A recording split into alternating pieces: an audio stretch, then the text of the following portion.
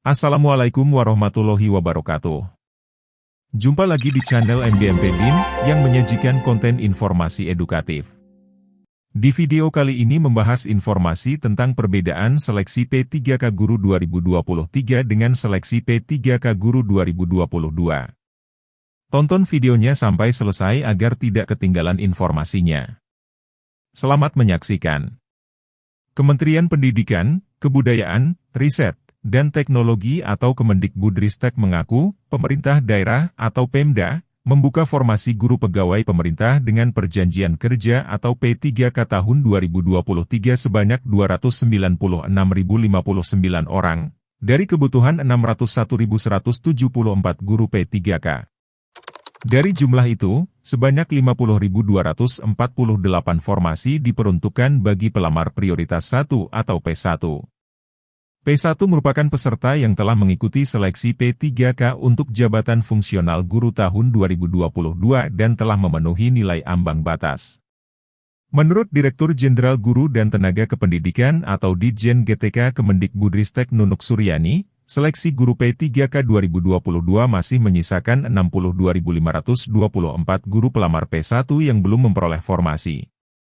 Dengan segala upaya yang telah dilakukan, kata Nunuk, guru pelamar P1 sisa seleksi tahun 2022 bisa diakomodasi pada seleksi guru P3K 2023. Jadi ada 50.248 yang P1 kita prioritaskan dari total 62.524 guru pelamar P1 yang belum memperoleh formasi pada tahun lalu.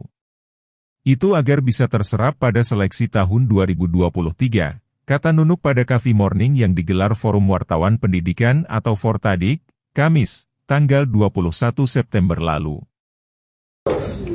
Jadi jangan salah ya, kalau TP tidak ada penempatan itu memang ya istilah yang saya kritisi juga, berarti tinggal penempatan dong, bukan.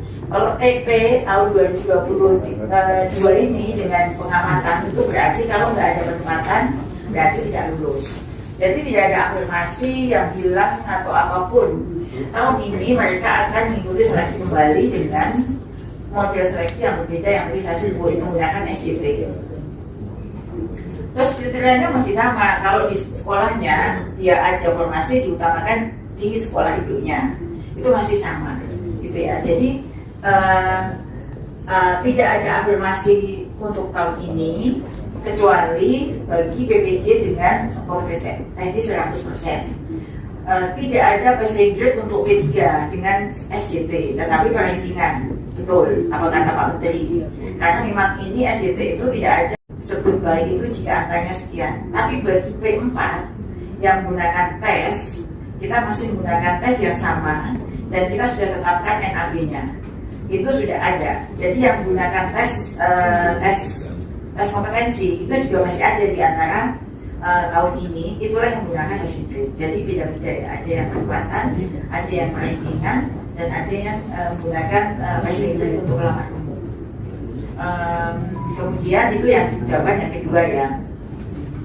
Kemudian untuk PPG kita mensosialisasikan kepada pemerintah daerah ada cut off kapan guru-guru itu bisa ikut seleksi sebagai pelamar umum yang mendapat kesempatan tanpa PPG.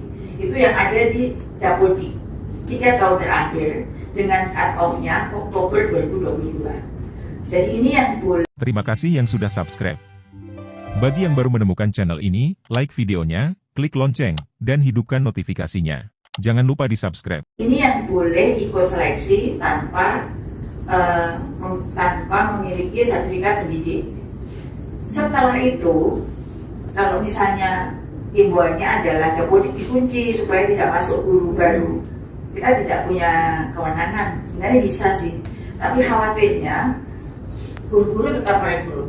Nah, bagi mereka yang masuk setelah tanggal itu, berarti boleh digeser jika ada yang lulus, karena kan sudah kita himbau untuk tidak masukkan guru-guru non ASN setelah Oktober 2020 kemarin. Sebenarnya itu cut off-nya 2021, tapi kemarin karena sudah ada guru-guru di dalam Dapodik sampai mengapa kita ambil Oktober 2022 ketika peraturan atau permen PAN tentang tidak boleh geser itu muncul. Bagi mereka yang sudah ada di satuan-satuan pendidikan itu muncul. Dengan begitu, ada 12.276 pelamar P1 yang tidak bisa terakomodasi pada seleksi guru P3K 2023. Dia menjelaskan, alasan tidak terakomodasi, karena daerah yang memang membutuhkan guru tapi tak membuka formasi seleksi guru P3K di tahun ini. Lalu, ada juga daerah yang kelebihan pasokan guru. Kita sudah tata dengan berbagai kebijakan yang sekarang kita lakukan ternyata masih belum terakomodasi, tutur Nunuk. Nunuk menambahkan, bagi guru yang masuk dalam daftar P1 tetap harus mendaftar seleksi P3K. Meski statusnya telah diprioritaskan oleh pemerintah pusat maupun Pemda.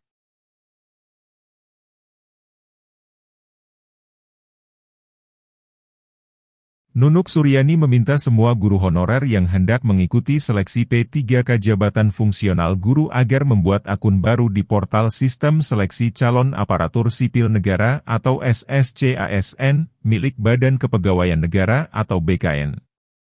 Karena seleksi P3K tahun ini dilaksanakan secara bersama-sama dengan semua kementerian yang membuka formasi P3K.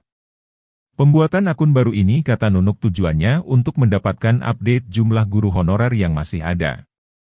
Karena dalam perjalanannya tentu ada guru honorer yang resign, meninggal dunia atau pindah kerja. Perbedaan lainnya, meski harus membuat akun baru, para guru lulus PG yang merupakan P1 tidak akan dites kembali. Mereka tinggal menunggu penempatan saja, termasuk sekitar 3.000 P1 yang penempatannya sempat dibatalkan. Nunuk juga menjelaskan bahwa tahun ini untuk guru P2 dan P3 dites menggunakan sistem situasional judgment test atau SJT.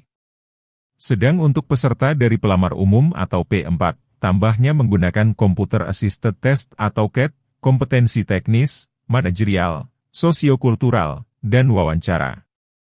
Bagi pelamar bersertifikat pendidik diberikan afirmasi kompetensi teknis 100%.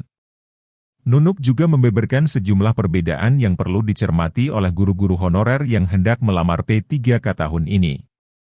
Salah satunya adalah tidak ada lagi masa sanggah setelah guru yang bersangkutan menerima hasil seleksi.